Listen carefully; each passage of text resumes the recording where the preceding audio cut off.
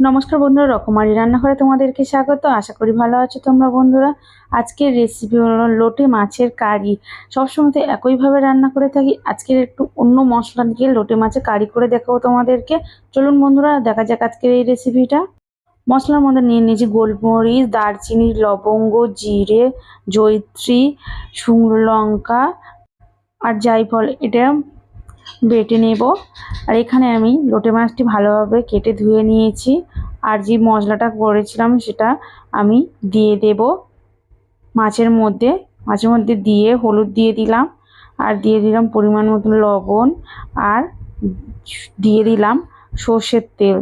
দিয়ে ভালোভাবে মাছটি ম্যারিনেট করে নেব। ভালোভাবে ম্যারিনেট করা হয়ে গেছে, 5 মিনিট রেখে দেব। তার মধ্যে করে আবার একটা মশলার পেস্ট বানিয়ে নেব।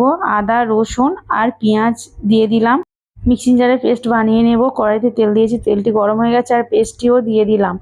দিয়ে একটু নাড়াচাড়া করতে থাকবো। আর দিয়ে দিলাম টমেটো কুচি, দিয়ে আবারও ভাজা ভাজা করতে থাকবো। মশলাতে তেল ছাড়তে শুরু করে দিয়েছে, আর দেখতেই পাচ্ছ কতটা মাছের জল উঠে। জলটি আমি ঝারিয়ে নিয়েছি, নিয়ে মাছগুলি দিয়ে দিলাম।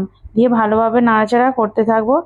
নাড়াচাড়া করা হয়ে গেছে, দেখতেই পাচ্ছ যে মাছটি থেকে অনেকটা জল উঠতে শুরু করে দিয়েছে। আর আমি এখানে খুব বেশি জল অ্যাড করিনি, যেই মশলার জলটি মাছ থেকে উঠেছিল সেটি দিয়ে দিলাম। দিয়ে ঢাকনা দিয়ে ঢেকে দিলাম। কিছুক্ষণ আবার ঢাকনা খুলে ধনেপাতা দিয়ে দিলাম। দিয়ে আবারও 5 মিনিট ধরে রেখে দিলাম। দিয়ে দেখতেই পাচ্ছ যে লোটে মাছের কারিটি রেডি হয়ে গেছে। বেশি ঝোল করব না, অল্প ঝোল করব, যেহেতু কারিরা করেছি তাই। এবার নামিয়ে নেব। লোটে মাছের কারিটি সম্পূর্ণ রেডি হয়ে গেছে। আর কত তাড়াতাড়ি তোমরা এমন সুস্বাদু রেসিপিটা করে নিতে পারবেন। অবশ্যই বাড়িতে ট্রাই করো বন্ধুরা। ভিডিওটি ভালো লাগলে বন্ধুরা লাইক এন্ড সাবস্ক্রাইব করে দিও, আর কমেন্ট করতে ভুলো